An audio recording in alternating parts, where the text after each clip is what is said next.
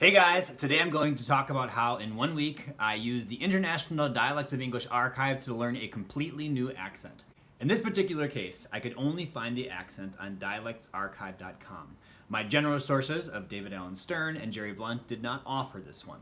I'm doing a reading on Zoom of a play that requires a country-style British accent. They gave us some leeway to choose what part of the country, but definitely supposed to be country as opposed to city. And this particular play takes place in a part of the country called Wiltshire.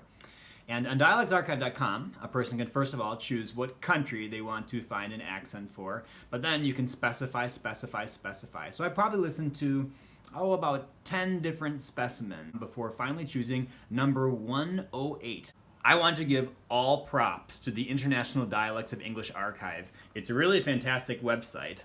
As some of you have heard me describe it before, it offers all the different accents that one could imagine. I'm originally from Wisconsin, and there are 15 or so accents from Wisconsin that one can choose from. Each entry on the Dialects Archive includes the subject doing a reading, and then also talking about their own life. And here's the England 108 from International Dialects of English Archive. Here's a sample.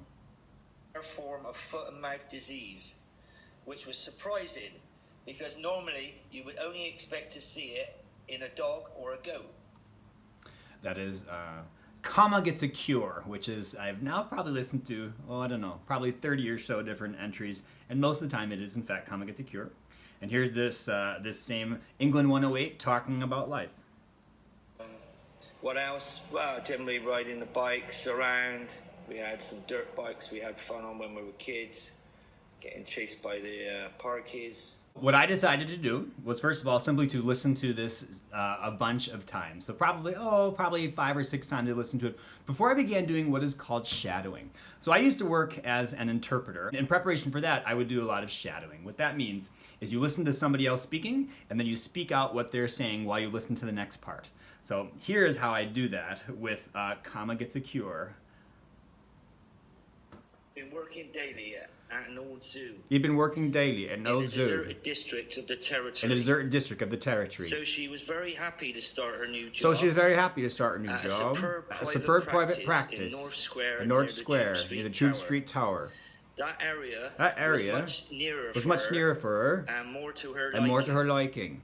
I like going for a walk while doing this sort of thing. It's less fun to be sitting around when you could be being active, in my experience of doing something like this. I find that also to be true when I'm learning lines. I find an hour is a realistic expectation for myself. If I say I'm going to sit down and study for 3 hours, well, that is very probably going to be the last time that I do that studying, because 3 hours is not much fun.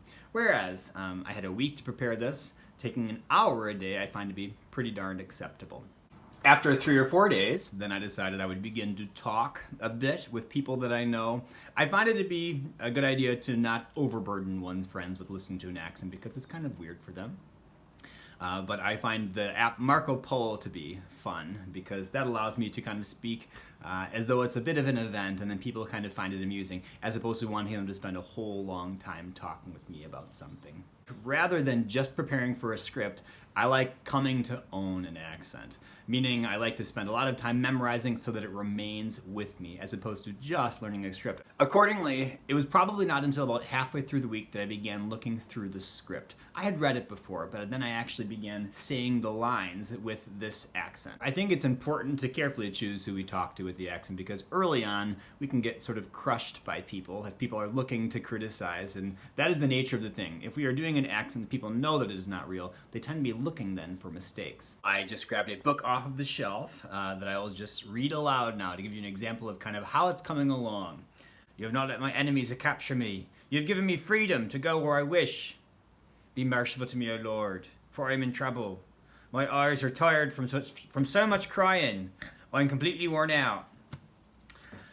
So truthfully, I'm being a bit vulnerable with y'all right now because the accent is not done yet. Not that it's ever actually done, but I do not consider myself to be quite all the way ready yet, but I'm making progress. I think it's important that we do tapes of ourselves doing the accent so we can listen back to it. I usually find it somewhat encouraging that it sounds better than I expected.